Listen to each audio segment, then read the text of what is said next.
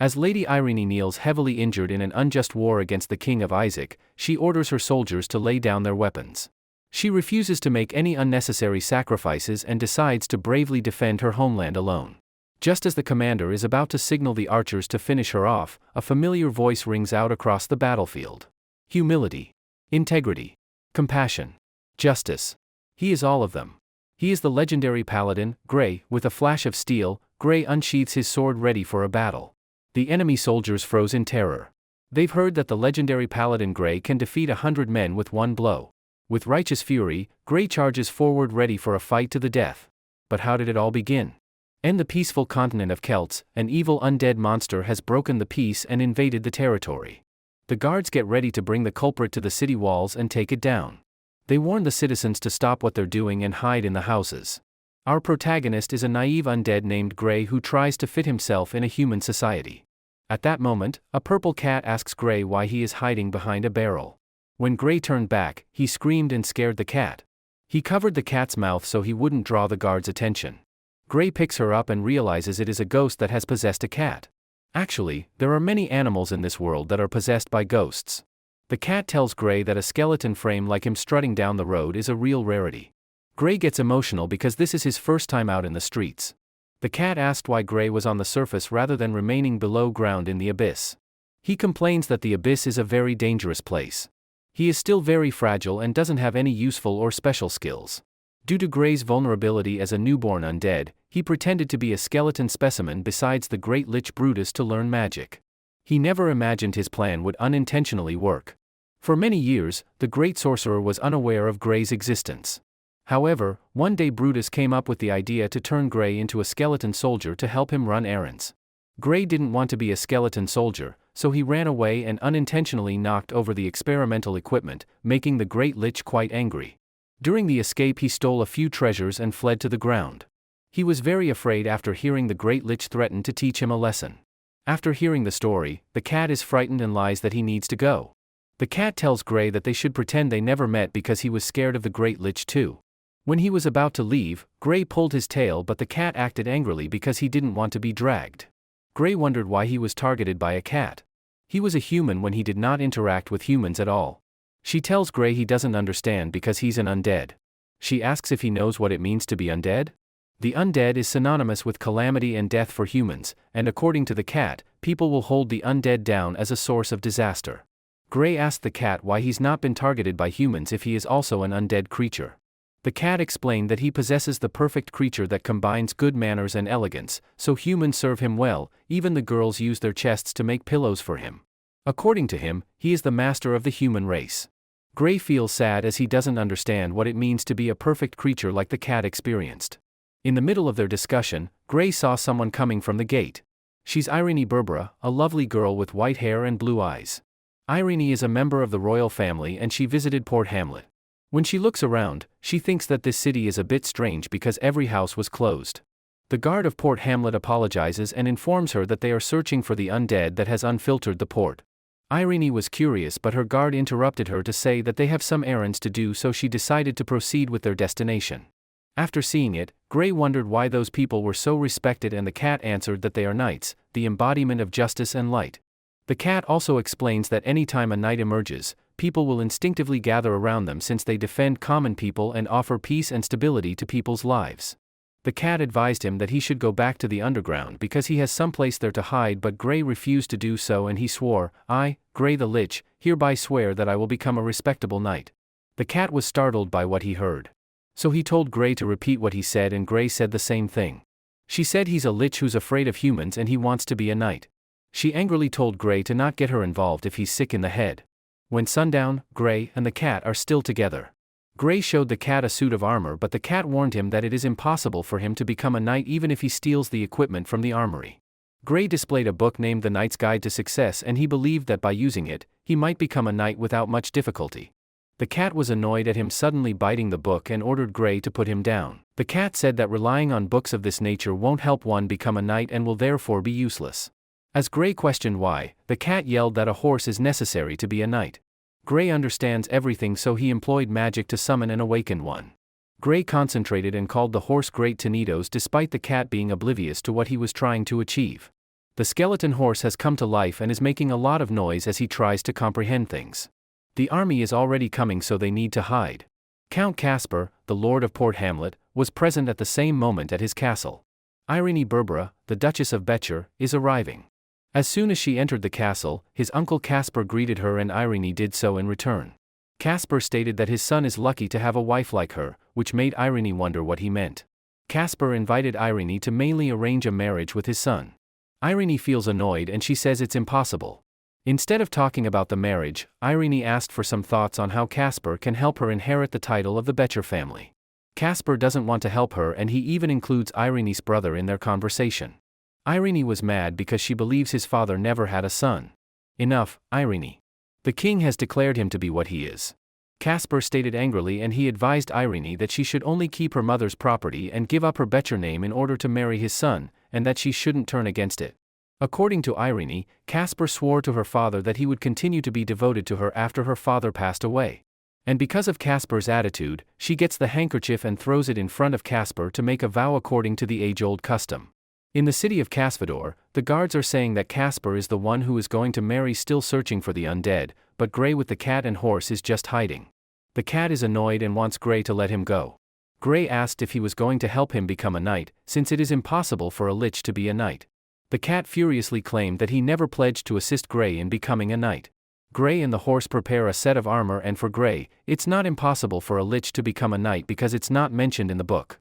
The cat doesn't believe Grey and just wanted to possess another body, so Grey offered to turn him into an undead so he never feels tired after it. The cat was terrified and had no choice but to assist Grey in becoming a true knight. The guards had grown weary of searching for the undead and believed that the skeleton had already left town. While the guard was standing on the side, there was a knight and a horse walking through them. The cat, who is feeling uneasy, instructs Grey to proceed straight ahead. The guard stops them only to let them know that the city is under a curfew due to the undead, so they should not roam around and hunt for a hotel to rest in. Instead, the guards leave standing. Now that Grey and Thanatos have successfully disguised themselves in armor and utilized Grey's power to control the undead, the guards are ready to go. Grey's next goal is to find a master who will turn him into a knight. The cat told him that they can't find a master because it was already dark, so he should look during the day instead. Since this is Grey's first time as a knight, the cat told him that they'll go to the tavern where the knights were hanging out. In the middle of the night, Irene is thinking about what happened in the castle. The knight told him that she needs to rest as they have a duel tomorrow, but Irene kept thinking and asked the knight Horace if her decision was too impulsive. Horace cannot figure out why Irene would agree to such a harsh condition, and Irene said that Caspar would only agree to it. Horace was mad and informed Irene that they could escort her out of Port Hamlet. According to Irene, from the moment the king wanted to illegally seize the Becher family's territory, they had no choice but to ask Caspar's troops to support them. In addition, Horace stated that Caspar had ordered a turn-based conflict between their knights and Caspar's knights, and they only brought 20 knights, so there was no way they could win by fighting in numbers. Irene ordered the people from a renowned mercenary group near Port Hamlet. They might succeed if they adopt effective strategies and leverage their advantages to attack their weaknesses. Irene said that all he needs to do is trust the lord he had chosen, while she swore in the name of Becher, going back to Grey and his two companions. They now arrive at the tavern. A cat told him to order a glass of wine and a fish because he was starving and needed to be fed. The attendant welcomed them after they had already entered. Some individuals were curious about him and wanted to include him in their gang. But their boss named Paws won't let them unless Grey can convince him of his value. Grey was thrilled for hearing the attendant calling him Mr. Knight. The cat asked if Grey had some money, but Grey answered that he only had one from the Great Lich's treasure house. The cat was disappointed after hearing it, so Grey suggested that they can get money in front of them by gambling. Grey really sat down at the table and has been winning a series of games in a row, so the cat advised him to lose a few games because people were gossiping about his consistently undefeated record. Suddenly, there's a man who challenges him to play a few games with him alone, and it should be 10 silver coins at a time. After hearing it, the cat told him to not accept the challenge to avoid big trouble with the people. Grey was hard-headed and did not listen to the cat because he was confident that he wouldn't lose the game. After the gambling ended, Grey made a lot of money. In the world of liches and ghosts, the probability is foundational knowledge, so he thinks that those people were too mindless. The cat explained that in the human world, it's not good to win all the time, and the cat was right. When they're about to leave, those gamblers block them and they think that Grey has cheated, so they order Grey to leave all his earnings or he will be beaten by these men. The cat said that that's what happens when one cheats. Gray is a different person now and he believes Tanitos can help him with this fight. The cat doesn't trust Tanitos because he always feels like Tanitos will fall apart after 2 steps. Don't worry, leave it to me and Tanitos, Gray stated. Some men were about to retreat because they noticed that Gray is a knight, but their boss ordered them to pull Gray onto his horse. There are several opponents in front of him holding different weapons. Gray and Tanitos prepared themselves to attack. With the help of Tanitos, he strongly kicks these men, causing them to spew blood. Tanitos jumped and hit the other men left. One by one, they were thrilled to assault these people, and in the end, all of them were passed out.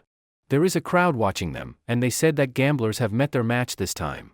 Paz is also watching the fight and was puzzled by how Gray fights with the gamblers. The cat was astonished at this point because Gray is a skilled fighter and has covertly given Tanitos several layers of enhancing magic. The following day, word spread that the Lord of Caspador would be facing off against a well-known figure from another country. Paz informed him that there was a tournament, and that someone had paid a lot of money to employ participants. While Gray and Paz were both present, Paz thinks that with Gray's skills, he can win this kind of competition with ease. According to Paz, if a person is not a knight, they cannot compete in this type of tournament. Thus, Irene gave them the temporary title of knight. Gray wondered why it had to be a short-term solution. He aspires to have the title of a true knight, the one with the seal. On that day, Casper said to Irene that he was concerned about the reputation of the Becher family. Irene is talking to Casper without calling him uncle, so Casper said that she was rude, but Irene doesn't care. She only wants to win. And if it happens, she hopes that His Excellency the Count will also not go back on it. This tournament will consist of infantry and cavalry battles, and it will be fought in a turn-based format. Each side will send a knight to the battlefield, and the participant will be eliminated if he loses or surrenders. The winner must accept the challenge of the opposing knight. However, he will have the right to decide whether the next round will be a horse or foot battle. This will be repeated until all the knights on one side are eliminated and the winner is determined. If Count Casper loses, he must swear allegiance to Lady Irene, and if Lady Irene loses, she must accept the engagement of the Count's son and be married at a later date. The battle was about to begin and the host welcomed the knights on each side. There are a lot of Count Casper's guard knights, while the attendant knights of Irene are only a few. People started to gossip and even bet that Irene would lose this battle. Casper laughed after seeing the few knights of Irene, and for him, it was a sign of her stupidity. Irene hired mercenaries and they are all waiting outside the arena. The tournament begins and the fight starts. All these knights protect themselves with their shields while trying to use their lance against each opponent. In Game 1, Irene wins and Casper loses 1. The Irene knights maintained their lead in the second round and triumphed, handing Casper yet another defeat. In the third round, Casper wins and Irene loses 1. Since Irene's unit is currently outnumbered, she gave Horus the order to go gather the mercenaries. Horus asked if Irene intended to use the mercenaries to wear out Casper's troops, and Irene replied that because their manpower is limited, they must be protected. Horus was placed wisely to counter the Count's troops' superior strength. Outside the tournament, mercenaries have been called and Gray is also there. Horus told them that the match is of the utmost importance to House Becher, so they should help win the battle. Although they promised to try their best, mercenaries said they could not guarantee the outcome. Suddenly Gray is raising his hand and asks Horus to make him a knight. Horus asked if the lady already granted him the title of a knight. Gray insisted that he doesn't want a temporary title, he wants to be a real knight with a seal. Horus was irritated because he believed that the knight was a real knight. He believed Gray to be feeling ambitious. But Irene cut him off and told Gray that the title of the knight cannot be earned by merit and it cannot be awarded arbitrarily. Irene told him that if he defeated 50 men for her in the tournament, she would give him the title of the knight. Gray and the cat were both surprised, and the cat even concludes that Irene is asking too much, so he told Gray to refuse. Unfortunately, Gray accepts the challenge. Irene said she would be waiting to see him in action, and walked away with Horus. Gray was scolded by the cat for accepting Irene's offer. But Gray was overconfident that 50 people was a small number and that Tanitos could kick hundreds of them. To force Tanitos into the arena, Gray needs to defeat the knights in a foot war. Only the winner has the right to change the fighting method.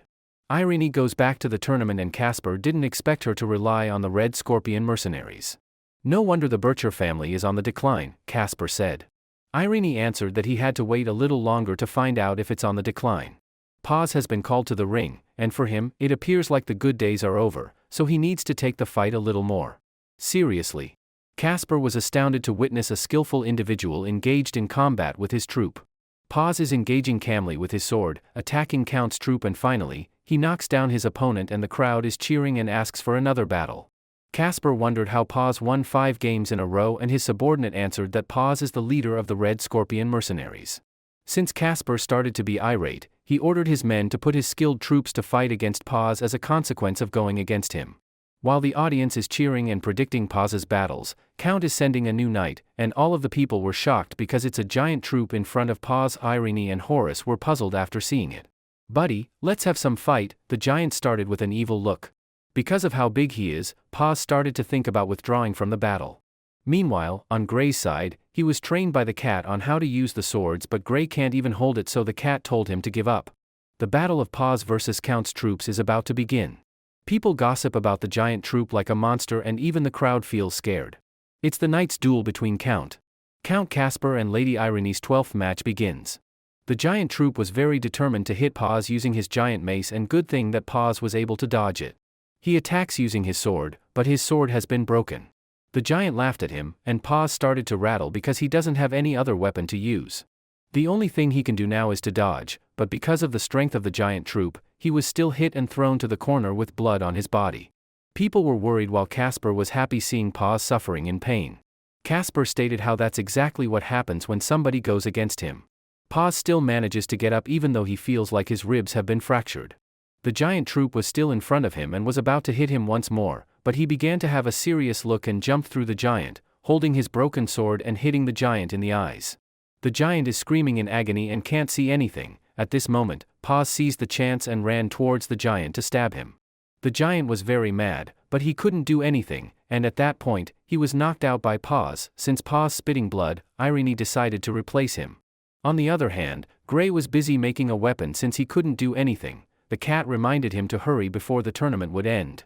The fight between Irene and Count Casper went on until midnight.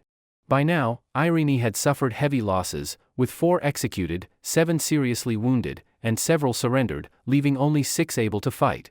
Although Count Casper's side was not as strong as Irene's side, they relied on their numbers to suppress the other party and still had a total of 61 people left. Paz is on the roof watching the battle and thinking how brave Irene's knight is. But their chance is too little at this moment, since they only have 6 troops left. While he was thinking, Horus called him and was annoyed because half of Paz's mercenaries surrendered after half of the fight. Paz answered that they are paid to fight for him and they never said they'd sell their lives. Horus can't do anything but calm himself and ask for Gray, but Paz doesn't know where he is, and he just answered that Gray must feed his cat. At this time, Count Casper's team wins again and there are only 5 people left on Lady Irene's side. Horus decided to fight against Count's troops, and when he was about to walk in the middle, he heard a sound behind him. When he turned around, he saw a gigantic gate carried by Gray. People were shocked and didn't have any idea what was going on. Gray continued to carry the gigantic gate and asked how many people were left on Count Casper's side. Count Casper and Lady Irene were both perplexed, and Irene trusts Gray this time. "Hey uncle, what about Count Casper's side?"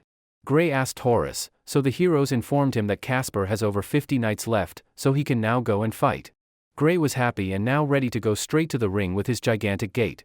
And when he put the gate in front of the opponent, it seemed like it had a big effect. The opponent remained speechless and immediately kneeled to surrender in front of Gray for the next match. Count's troops still surrendered and were afraid that they might be beaten left, right, and center. Because of Gray, all of Count Casper's troops don't want to fight against him. Count Casper interrupted and said, "How dare you demolish the gate of the Count's palace and use it as a weapon? What a shame, I won't tolerate this ever." All the people also noticed that it was the gate of the Count's palace. Casper is now trembling in anger and his subordinate informs him that his knights would rather give up their titles than go to fight, so he suggests changing the mode of completion to cavalry fight. Casper agreed to it, as this is the only chance they have to win the tournament. Gray is very bored at this time because no one wants to fight with him. Casper called him and said that he wants to see Gray's skills in a cavalry fight. Gray was puzzled, and Casper is interrupted by Irene, who points out that according to the tournament's regulations, the winner gets to choose how the following match will be played. 50 people were defeated. Horus shouted to warn him, but Casper accepted the deal. At the moment, Horus doesn't trust Gray and wants to stop the match. Gray jumped from the top of the gate, and Thanatos with the cat on the roof went towards Gray, and he successfully rode to Thanatos. Casper immediately ordered all of his knights on the stage, and his subordinate followed his order, telling all the knights to prepare for the battle. Several knights with their horses are coming and getting in their formation in front of Gray. There is just one opponent on the opposing side. The Count's warriors are certain that they will win the tournament. They started to attack Gray, but Thanatos used his head to stop them. Gray pulled a sword, but the adversary was unaware that he doesn't have the skill to use it, so he attacked Gray with all of his strength and Gray just parried the blow, which made the opponent annoyed. Gray trusts Thanatos to take care of all these troops with just one hoof. At the end of the match, Gray and Thanatos were able to win the match. At this moment, the horsemen are now pissed off and Thanatos asks what they will do. Since swords don't work, let's use the old method of Lich, Gray stated, and use his magic, a colossal magic quadruple. Thanatos feels stronger because of Gray's magic. The troops are rushing towards them while Thanatos is running with unbelievable speed. Count's knight was executed one by one and no one could stop Gray. They now thought that Gray is very skillful at riding horses, so their plan is to stab Taninos, but because of magic, the sword can't hit Taninos. While almost all of the opponents were knocked out, Gray, Thanatos, and the cat were happily fighting against them. The opponent was scared of Gray and they thought that he was not a human but a monster. Casper was surprised to see his troops all knocked out and he even thought that Gray was cheating. Horus was glad to see Gray successfully win the battle and Irene gives back to Gray his sword. Gray reminded her that he already defeated 50 people in the tournament as promised, so he should be granted the title of knight. Of course, I will fulfill my promise and grant you the title of a knight with a seal. Irene declared, in the spring of the 10th year, 153 Holy Calendar, in the territory of the Kingdom of Isaac at the southern end of the continent Celts. A great knight was born who is going to change the whole world in the future. Some people left the scene in anger because of this. Some people are cheering for him and Gray himself has no idea about it but was happy experiencing this kind of fulfillment. The next day, Gray is throwing away gold coins and gems in the castle and many people give thanks for his kindness. The cat asked what he was doing and Gray answered, I am distributing the treasure I found to the poor. Last night, Irene bestowed upon Gray the title of knight. The knight said, the title of the Knight of the Silver Moon. She hopes that Gray will walk alongside her in the future. I will fight for you to my death, Gray answered. Irene prepared a room for Gray and the cat now believes that the Lich has actually become a knight. Upon realizing it, Gray was very happy and walked around the room because of his excitement. Afterward, he decided to read the book to learn something about being a knight. The cat was about to sleep but Gray won't allow him as he still needs advice. Upon reading the book, it says that the knight always gives treasure to the poor, so Gray asked the cat where to find the treasure and who the poor are. The cat answered, compared to Count Casper, everyone in Port Hamlet is poor. For the treasure, this castle is full of it, so feel free to find it yourself. After that, the cat fell asleep. That's why, on this day, Gray robbed Count Casper's castle and gave it all to the poor. On the other side, in the temporary office of Irene, Abby, Robert, and Horace entered her room to ask if she was really going to trust Gray. You must have witnessed his bravery, and I need his strength, Irene answered. Robert insisted that Gray is not trusted since they did not know his past and didn't even bother to take it. The cat said, off my helmet at the pledging ceremony. But still, Irene is very confident about Gray and told Robert to not talk about Gray in the future. In just a minute, one knight came to Irene's room and delivered the news that the Silver Moon Knight, which is Gray, has robbed Count Casper's treasury and thrown it from the castle tower. After hearing the news, Irene, Horace, and Robert were shocked and disappointed by what Gray did. Irene never considered herself a competent lord. She was trained by her father and was told that if she fell easily, there was no way she could become the next Grand Duke of the Batcher family. However, there was one quality that Irene hadn't noticed, and that is she's very good at putting on an act. While Irene is en route to Gray, Casper was already in the castle tower, standing in front of Gray, reprimanding him for plundering the castle's treasure. Gray told Casper that he was giving the wealth he found to the poor as every knight does, but Casper was very mad because it was his own treasure and he called Gray a despicable thief since Gray is a naive lich. He wasn't aware that this treasure belongs to an owner, and he even told Casper that he doesn't know since there is no written name on it. Irene and his knights heard Casper's voice and said, Casper scolding Gray, so Robert told her that they better stop Gray before the issue gets too big. In addition to putting on a show, Irene has another trait that is essential to being a lord. That is an incredibly keen insight into an opportune moment. Casper ordered Gray to call his master, but Irene was already behind him and said, what a surprise. Uncle Casper has requested to see me. Irene believes that Casper is avoiding her because he didn't want to fulfill his vow. Gray immediately greeted his master as well as Irene to him. Irene goes near Casper and whispers that if he refuses to see him, he will be killed. To fulfill his vow, she has the right to deprive him of his title immediately. Casper feels shocked and thinks that Irene is the one who deliberately sent Gray to attack his treasure. But Irene told him that she didn't do anything about it but is willing to compensate for the damage that Gray caused. After all, I am not like a certain person. I am very credible, Irene stated, which caused Casper to be annoyed and threw the charter before leaving the tower. Gray asked Irene if he did something wrong and Irene told him that he had done very well. Irene was grateful that Casper had forgotten to deprive him of his title before becoming Grand Duchess. And he was grateful for the pressure Gray put on Casper at this point. She also educates Gray that robbing other people of their wealth is wrong, and that if it ever happens again, his pay will be withheld in retaliation. Since Irene got the charter, they don't need to stay in Port Hamlet, so she told Gray to pack up his things as they need to go to White City by tomorrow. The cat is speechless and thinks that only such an unreliable master accepts a lunatic knight as Gray, but he was happy to see Gray slowly achieve his dream. The following day, as Irene and Gray prepared to leave the tower, regular soldiers appeared in front of them. When Gray questioned why there were so many knights present but they did not participate in the tournament, the cat responded that they were just normal soldiers and only knights were permitted to participate in the battle. The cat notices that there is another group of thousands of people that Casper got in contact with, so he senses that horrible things are about to happen. When night comes, one soldier looks for Gray, and when Gray appears, the soldier informs him that Horace ordered him to visit Lady Irene's tent. Irene ordered Horace with all the troops to go to the tower. The cat said, to use the charter as an opportunity for them to force more lords to join their camp, and he needs Horace to spread the word as he is the only reliable person for Irene.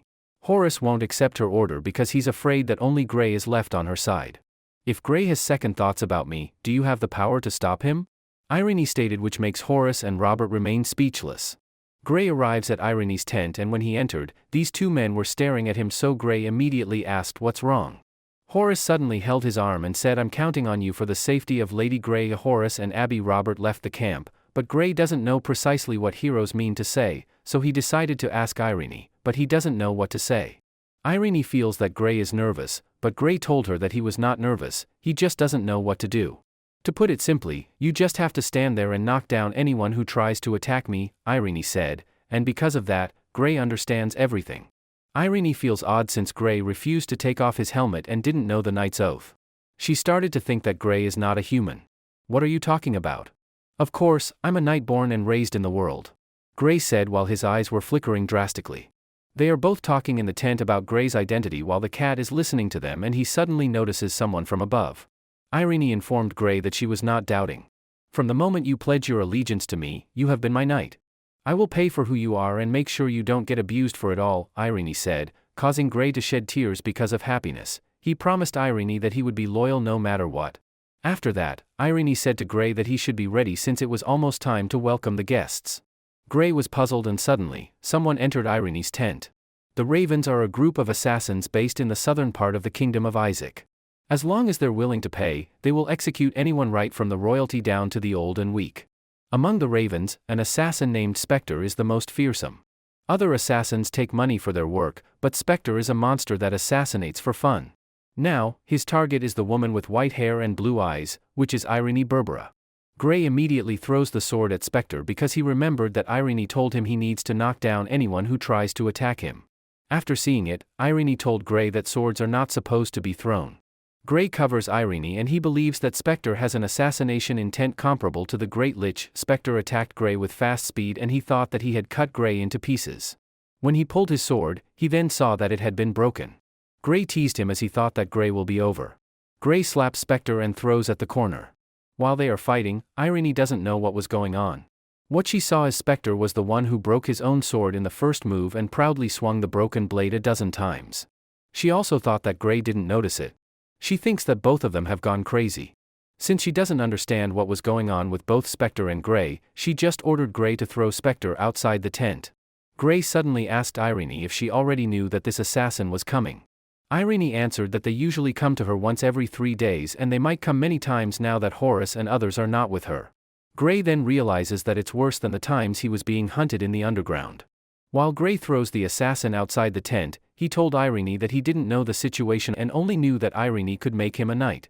Irene explained everything to Gray. She said it was all about money and power, or simply because many people wanted her to disappear from this world. It all began without any complications. 2 months ago, the Grand Duke of the Becher House passed away unexpectedly. After his death, the Grand Duke and his will specified that his only daughter Irene would inherit his title and property. But at that moment, an illegitimate son named Jones suddenly appeared. Although the Grand Duke had an illegitimate son, according to the law, an illegitimate son had no right to inheritance. The problem was that the illegitimate son was brought out by the king. The king had the right to grant the illegitimate son the legal right of succession. And because the illegitimate son was a boy, even with the will of the Grand Duke, he was entitled to the inheritance instead of Irene. This was an obvious conspiracy. The king wanted to take over the Becher family's territory in a bloodless manner. Some of the people feared the king's authority and therefore did not dare to help even though they knew the truth. Others, like the Grand Duke, were not willing to help. Seeing the benefits, tried to help the feudal lords to take advantage of the situation. In short, from the day she lost her father, there were many people who wanted the 16-year-old girl to disappear as soon as possible. So, assassination became a common affair for her. The next day, Lady Irene together with Grey returned to the capital of the Duchy of Becher, the White City. Someone ordered the guards to welcome Irene and open the gate. She's Shelley, a young lady with blonde hair and blue eyes, and was happy seeing Irene return safely. Shelley also heard Irene during her trip to Port Hamlet.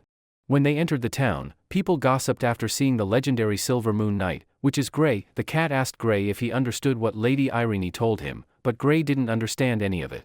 The only thing he knows is he must defeat the king, or else he will lose the knighthood he earned. When Grey looked around, he was happy after seeing the people cheering for him. He started to like the place because it's very lively and he feels the feeling of being alive. Irene acknowledges what Grey said and agrees that a white city is a lively place, which is why she has to guard this place to keep it alive. Irene offers Grey that she will prepare new armor for Grey and Thanatos, so she asked Grey if he had any specific requirements for it. According to Irene, Grey is now considered an important member of the Becher family, so his attire should be dignified. Aside from that, Irene informed Grey of one more thing. Once they settled in, she will invite all the nobles of the city to a ball to let them know that she returned alive with her troops and horses. Therefore, Grey should attend the ball with Irene since Grey is her guardian knight. Irene told him to be prepared, and Grey was puzzled the first time. While they are discussing, Grey was not aware that someone spotted him from above and knew that he was a lich. Her name is Catherine, an angel with white hair and blue eyes. In accordance with the Greystone Agreement, they sign with the liches before it mutilates humans. They should observe the situation and refrain from taking action against it. When the night comes, Grey is observing with his new armor and he was very glad and thankful for Irene for being a superb lord. The cat reminded Grey about the ball, but Grey doesn't know anything about it, so the cat told him that it was a party where everyone got together. And what is dancing? Grey questioned. The cat showed him a sample of dance and Grey followed his steps. He then concludes that it was like some kind of mystical ritual. While they are practicing, someone knocks on the door, so Grey immediately wears his armor and opens the door. The maid introduced herself to Grey and informed him that Lady Irene was waiting for him.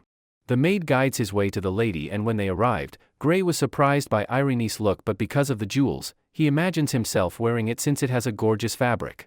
Lady Irene asked Grey if he was ready and Grey confidently answered yes. Irene extended her hand to Grey and told him they'll go downstairs, but Grey was puzzled and wondered why Irene isn't leaving yet if she said that they need to go downstairs. The cat hit him in the head and informed him that Irene wanted him to help her go. Why do I need to hold her because she fractured her ankle? Grey asked the cat, but the cat told him to stop asking and just held Irene's hand. Grey immediately held Irene's hand, and when they were both walking, Grey suddenly said, "My lady, your gown looks great today, can I wear it?" Irene wasn't sure of what she heard, so she told Grey to repeat what he said, but Grey said the same thing. "But you're a man, right?" Irene asked, but Grey wasn't sure what man is. The cat scolded him for being ignorant that might reveal his identity and expose him to the people. After hearing it, Grey took back what he said and told Irene to forget about it. Irene realizes that since Grey doesn't want to take off his helmet, refuses to take off the armor, doesn't want to mention his past life, and likes pretty dresses, she then concludes that this knight in front of him is not Grey but Grace. Irene forgets about it and continues to face the crowd. People greeted the cat and said, and were curious after seeing Grey with a cat sitting on his shoulder. As the 13th heir of the Becher family, Irene welcomed all the people who attended the ball and told them to enjoy themselves this evening. "I look forward to our families remaining as close to each other as they have been in the past to maintain good relations. At the same time, I also hope to use this opportunity today to resolve the previous disagreements among us in one stroke," Irene stated, and drank the wine in front of everyone. Shelley concludes that Irene is targeting her grandpa named Gregory. Gray noticed Gregory and Irene told him that he was going to take off his helmet. Lord Gregory is the third of Atwood. He is from a famous family with a long history of wealth and a great military force. He is also a prime candidate to win battles against the king. Irene also informed Gray that Gregory declined her request, but since Gregory is present at the ball, she believes that there's still a chance for her. She immediately walked towards Gregory and greeted her uncle. Gregory did the same and invited her to have a dance.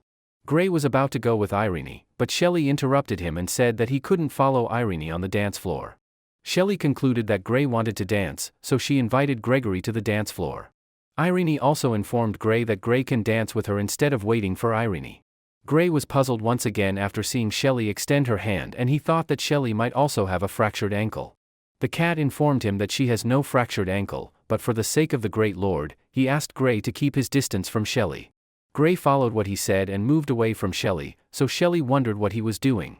The cat shouted and told Gray that he wasn't talking about physical distance. Shelley suddenly cried because she felt that she was humiliated. Since the cat believed that this woman is an expert, he told Gray to stop her from acting. Gray said that she wasn't acting, she was acting up to avoid being in trouble.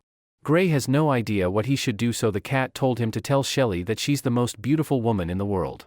Gray doesn't want to lie because Irene is the most beautiful woman for him, but the cat forced him to do so. Gray followed the cat and knelt in front of Shelley.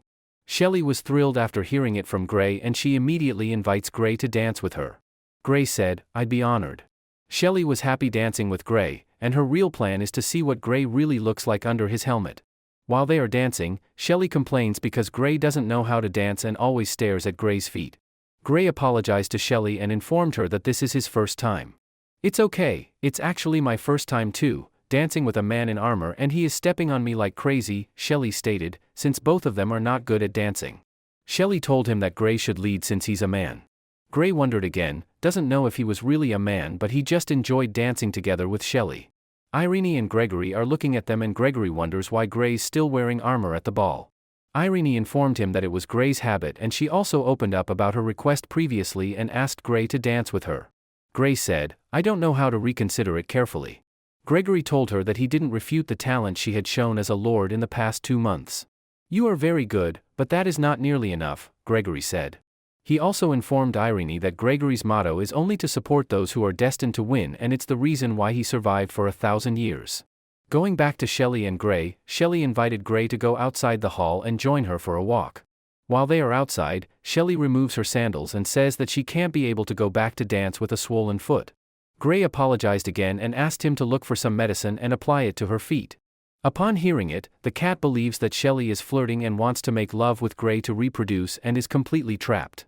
Gray doesn't understand what the cat said, and what he only knew is he needs to help Shelley heal her foot, so he immediately kneeled in front of Shelley and implied holy healing. Shelley witnessed how Gray used magic to heal her foot.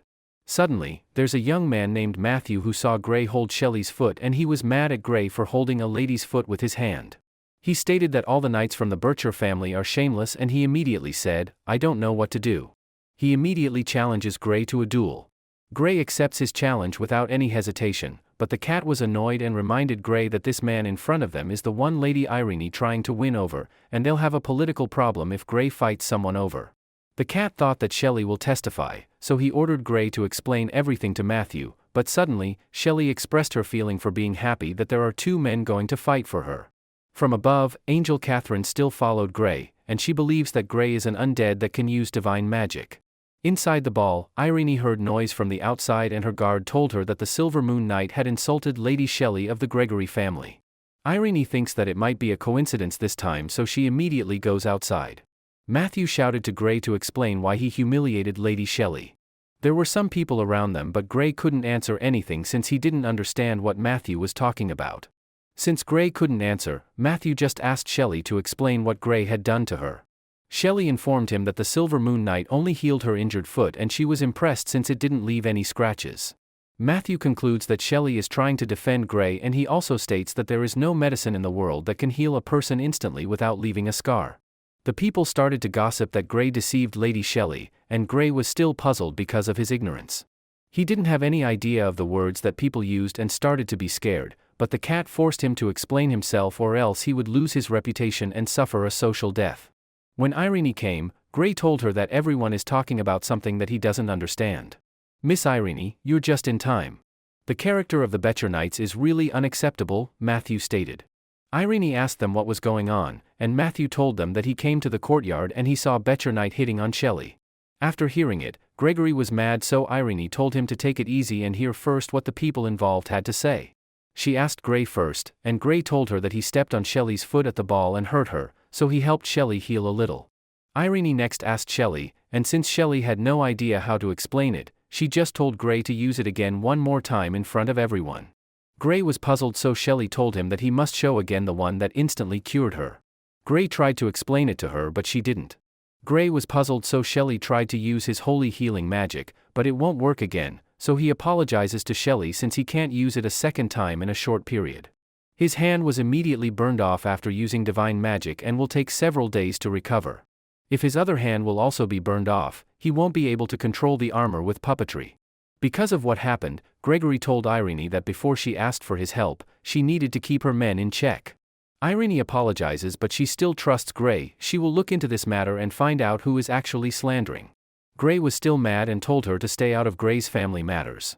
The next morning, there are people coming to White City, and according to Horace, it's Count Felder who has come to their aid with his army.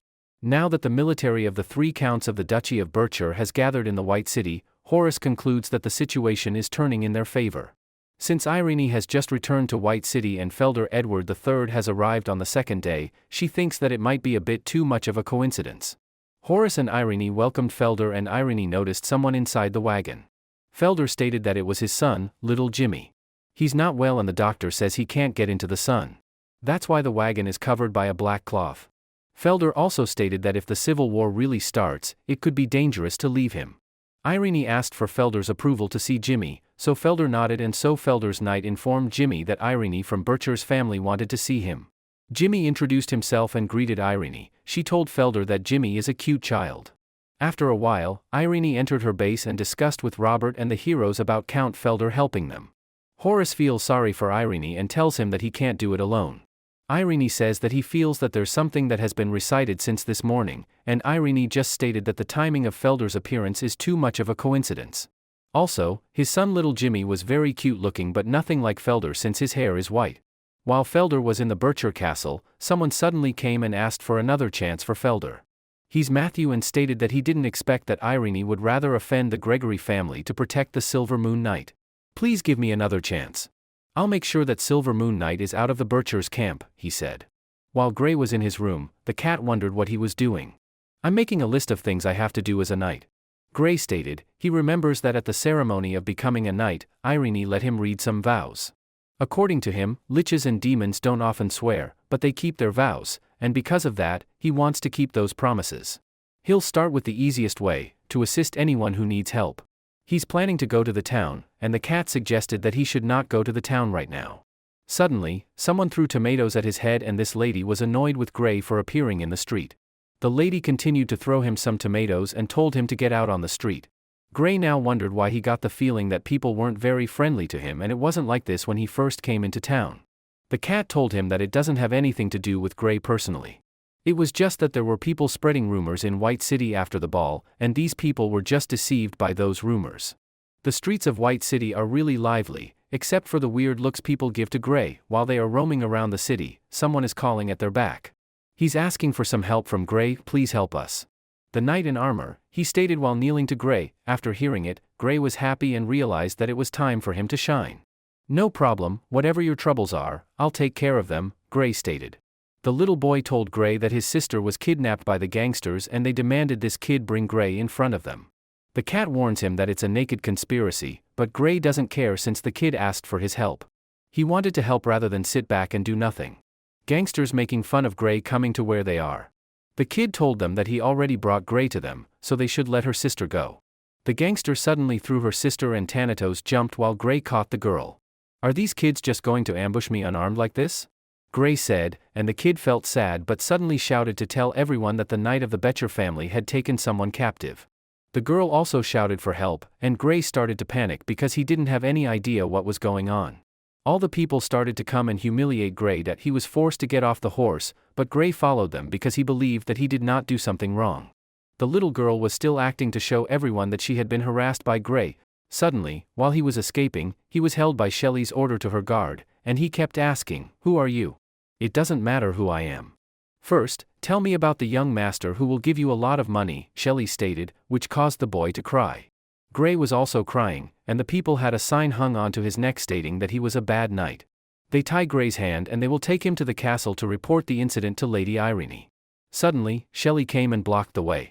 People started to gossip about Shelley and they knew that she was the girl from the ball who was bullied by Gray. Shelley asked them what was going on and this man told her that they were teaching Gray a lesson for bullying people from this town. Shelley explained that they misunderstood everything, that the Lord Silvermoon didn't bully her but helped her heal his feet. One man asked about the rumors from the ball circulated to this town and he also added that Gray is bullying the little girl. Shelley asked for the presence of the girl who they said was bullied by Gray. A lady brings the boy in front of Shelley and Shelley immediately walks towards him. At this moment, the kid is still acting up, and Shelley pulls back her hood where everyone can witness that the kid is not a girl but a boy. People were shocked and Shelley told them that they had been fooled by these kids. She ordered to bring the other kids and the crowd noticed that one of these kids was the one who cried out for help. Shelley explained that these kids are just victims of rumors and staged the prank themselves. The crowd is now claiming that they blamed the wrong person. Shelley ordered to untie Gray and reminded all the people that when the time Lady Irene gave Gray the title of Knight of the Silver Moon, she also gave him a barony and a part of the land. In other words, people insulted the honor of a baron without any reason. As a baron, Gray has the right to sanction them all. After hearing it, Gray told them that he will sanction everyone. People asked for forgiveness but Gray stated that forgiveness is not something that the perpetrators can just talk about. They must pay for it. He changed the message written on the sign and told the people to take the sign and walk, then he will forgive them all. Shelley laughed at Gray and the people were glad that Gray can still give forgiveness after what happened. On the other side, Felder and Matthew were serving them. "This is what happens when you're given another chance?" Felder questioned. Gray gives thanks to Shelley for helping him solve the misunderstanding with the people and Shelley just intended to return the favor. Shelley informed him that the person who framed him is young Master Matthew from the inner camp of Becher, the one who was after him the night of the ball and he should let Irene know about it. Shelley also stated that she's afraid of Matthew's purpose, which might be to alienate Gray and Irene, so Gray better investigates Matthew's background. The cat still senses that there is something fishy, so he asked Gray to ask, why is Shelley telling all this information?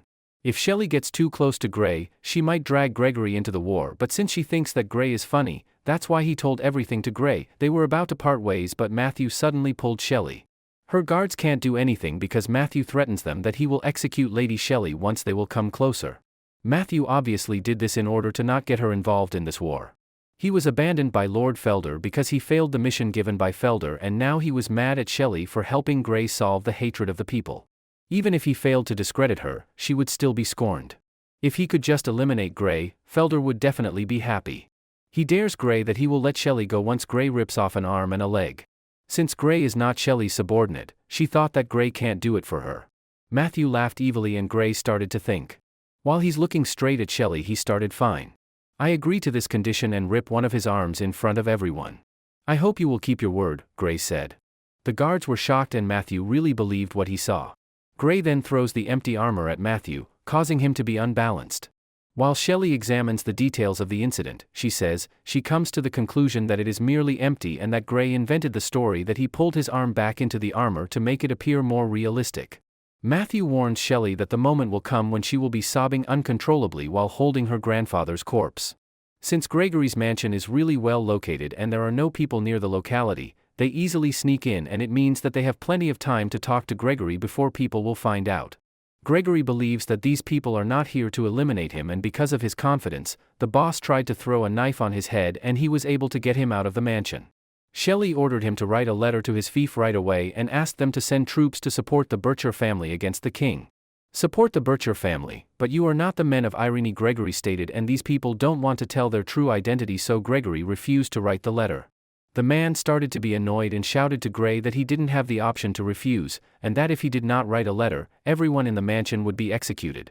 If they will execute Gregory, they won't get his letter or seal, and after his death, his son will inherit his title according to the will. It is a will that has been proved by the archbishop. And even the king cannot interfere with it. Gregory knew that Felder is the one who sent all of these men to kidnap him, and they were shocked at how Gregory knew about it. At Bircher Castle Study Hall, Lady Irene and Felder are talking, and someone interrupts them to inform them that there's a messenger for Count Felder outside the castle. So Felder excuses himself to Lady Irene. Irene started to doubt, so she ordered Abbé Robert to send a message to Horace to follow Felder's messenger with a bunch of men. Felder's messenger sends information that Gregory inferred that it was he who ordered people to kidnap him. Felder told his messenger to go back to his people as do as instructed. For him, as long as his goal will be done, there is no fear that Gregory will not comply. After that, Felder goes back to Irene and Irene asks what happened. Nothing, it's just some trivial matter in the fiefdom, nothing important, Felder answered. White City has been under martial law and without Irene's order, it is forbidden to open the city gates at night, so she asked Felder how his messenger from his fief entered the White City. Because of what Irene stated, Felder has been puzzled. Felder's men are still waiting for the messenger to send Felder's return. When they looked out the window, they thought that it was the messenger who came, but they recognized her. Shelley is already outside Gregory's mansion. When she entered, she wondered why the hall was dark and there was not even candlelight. Together with Shelley, the cat accompanies her. Shelley is thinking that maids recruited from White City are unreliable, so they should be thrown out. While she was walking in the hall, she did not notice that there was someone behind her. The man suddenly pulls Shelley and covers her mouth with a cloth. They bring Shelley in front of Gregory and threaten him, saying they will murder Shelley if he still refuses to write a letter. Gregory is mad and wants to hit them, but he can't do anything because his hands are tied up. The man touched Shelley and teased Gregory that he can't do anything if he will touch Shelley in front of him. He removes the cloth covers on Shelley's mouth and orders her to say a few words, but what Shelley did is mock the man while saying, "Your threats are too lame, I guess you haven't succeeded in threatening anyone several times so far." After hearing it from Shelley, the man was furious and hit Shelley with strength, causing her to spew blood. He stands in front of Shelley while stating that he will try his cheap threats if it will work or not. Shelley dared him, and the man laughed, but he was not aware that the cat was already at his back. The cat jumped towards him and left a scratch on his face. The cat is carrying the amulet of Grey and shouted, "Grey, I'll leave it to you." There was sorcery happening, and all of them wondered what was going on. A minute ago, Grey accompanied Shelley to Gregory's house, and they both knew that there was something wrong because it was too dark inside the mansion. Grey offered that they'll go inside and save Shelley's grandpa, but she refused since there are several rooms in that mansion, and if they can't determine the exact location of her grandpa, they'll be in a passive situation of being intimidated by the hostages. Shelley decided to go alone and asked Grey if he could find a way to follow her. Grey answered that his armor was conspicuous, so there was no way to follow Shelley quietly. The only way he thinks to follow Shelley afterward is to let the cat go with Shelley. The cat was annoyed because in his mind, even if he knew the location and ran out to Grey to report, it would be too late. Grey handed him the amulet and said, "I'll leave it to you." It is the disposable amulet he stole from the great Lich. He instructed the cat that if they find the place, he should slam it to the ground and shout for Grey's name, and he can reach with the transmission. Going back inside Gregory's mansion, the man was shocked after seeing Grey appearing out of thin air in a flash. Shelley now believes that Grey has magic and might have a relationship with the Holy Spirit. In the end, all sins will be cleared and all souls will be ascended. There is no room for a single shadow in every corner where the sun shines. When Grey completely appeared in front of them, he stated, "I am Grey, the Knight of the Silver Moon. I hereby sanction you in the name of the Holy Spirit." Angel Catherine is up above the mansion and senses that a messenger of the Holy Spirit usually goes through this route. The men knew that the guy in front of them is the Silver Moon Rider Knight who has been in the limelight. The boss was confident that Grey is alone, and even if he's skillful, he cannot win the fight. They were all about to take down Grey using their sword, but Grey used magic to block all attacks coming to him, and his armor is also a great help. Grey is very confident that he will win against them, and when the opponent tries to attack him, Grey blocks using his armor, causing the man's hand to be destroyed. Grey casts quadruple tongue binding technique and illuminating beam chain to tie all of the opponents, and in the end, they fail their mission ordered by Felder. They are now fully bruised on their bodies. Gregory and Shelley are now safe, and Gregory is staring at Grey thinking about how he suddenly appeared and employed the chains that emitted light. No matter how Gregory looked at it, he knew that it was definitely magic. The only human in this world who can freely use magic is the Holy Order's paladin, so Gregory thought that Irene pulled a favor from the Holy Order, and because of that, he wants to re-examine the Bircher family and Irene's abilities. After the fight, Grey asked Shelley what they should do with these people, and Shelley said she will take care of it. She talks to the boss and she knows a lot of every detail about him, like his address and his family's background. The man is begging not to hurt his family and stated that his business has nothing to do with it. Shelley is not that kind of person, but she informs the man that no matter who sent them and for what purpose they attacked the Gregory family, they have failed, so Shelley is offering them two choices. The first one is to identify who sent them to Gregory's mansion, and the second is they should pretend that they all die here. The man agreed and told Shelley to keep her word and don't strike out his family. The man paused, and suddenly vomited blood, causing his people to wonder what happened to him. Shelley put a poison capsule hidden between his teeth, and he might bite through it, causing him to die instantly. Gregory is sounding the alarm. Shelley is not that kind of person, but she informed the man that he was going to kill him. Shelley is not that kind of person, but she told him to keep her word. While looking at the window, Shelley walks through him and asks what's wrong. They can see at the window that the Bircher family arrived to pick them up, so Gregory was impressed by Irene's quick actions and he concludes that Irene ordered her people to follow Felder's messenger. Going back to the Bircher Castle study hall, Irene is still investigating Felder, but Felder won't say anything about how his messenger entered the White City without Irene's permission. According to Irene, she did not remember that she allowed Felder's messenger. The only thing she recalls is giving thanks to Felder for his guidance. Felder stated that Irene should know the difference between her and her father. According to him, supporting Irene is a huge risk, that's why she should be grateful to Felder. I have learned a great lesson, Irene stated. After their conversation, Abby, Robert, and Irene are heading to another room. Robert told everything to Irene that after sending a letter of support to the Bircher family, the old count involved himself in an accident so that the Gregory family would think that the Bircher family is the one who actually did all those things. Irene calmed Robert and told him that striking Felder now would shake the other forces, who joined them. Aside from that, Robert informed Irene that Gregory is fine with the help of Gray and he is now in the lounge. When Irene entered where Gregory was, she apologized for being late. Gregory immediately asked if Irene already discussed things with Felder, but according to Irene, Felder's explanation was to help her subdue the Gregory family, that's why she wasn't able to make a move at this time. She is also worried at the same time because he concludes that Felder might be the king's rat. They are still talking in the middle of the night and Irene informs Gregory that Felder brought his only son Jimmy, and he was going to be the king's rat. Jimmy has snow-white hair, which is uncommon since they are the only ones in the whole Isaac who have such bloodline in the Bircher family. Gregory immediately surmises that Jimmy might be the bastard son that the king found. Irene couldn't understand as of now why Felder brought Jimmy to White City, and the only thing she can do is to wait and watch what unfolds. Felder walks late at night going to another room. When he entered, he immediately saw Jimmy and apologized to him. Jimmy told him that he doesn't need to be polite since he doesn't like to hear such things. Tell me what happened that made you come to me for help. Jimmy stated. Felder informed him that the Silver Mood Knight has sabotaged their plans multiple times since the beginning of Port Hamlet. Felder also added that Gray is a strange guy and no one knows where he came from. Gray acts absurdly like a child most of the time but is also very resilient, unmoved by gossip, and very strong with the courage to take on 100 men. Most importantly, his loyalty to Irene is a very troublesome character. You want to make that Silver Mood Knight accidentally vanish. Fine, I'll help you, Jimmy stated and let out his wings together with many bats around the room. After hearing it, Felder was happy that Jimmy would help him this time. There's an angel who discovered that Jimmy is an underage vampire and she asked for approval from the heir to dispose of Jimmy, but it was denied and she can only watch and do nothing. These angels are guiding White City over deviants, and since they discovered a lich and a vampire, Catherine stated that there might be a chance that there will be more and more deviants gathering in this city in the future. The following day, Irene, Gregory, and Felder are talking about how to set up the defensive line. Little Jimmy entered the room as they were talking, and Jimmy along with Felder acted like a proud father and son in front of everyone. Jimmy made an excuse that he hadn't played with Felder since they came to White City, and as expected, Felder acted and said that he was busy right now so he could play with someone else. Since Jimmy had bad intentions for Gray, he stated that he wanted to play with the knight in the white armor and he's pointing to Gray. Afterward, Jimmy brings a lamp and Gray is wondering why they are heading to the underground of the castle. Don't worry, we'll be there soon, Jimmy stated. When they arrived, Jimmy welcomed Gray and he thought that no one would bother them in this area. Suddenly, Shelley appeared and said, "It's the dungeon of White City, why did you bring us here to play, little Jimmy?" Jimmy looks devastated after seeing Lady Shelley and he said that he never invited Shelley to come with them.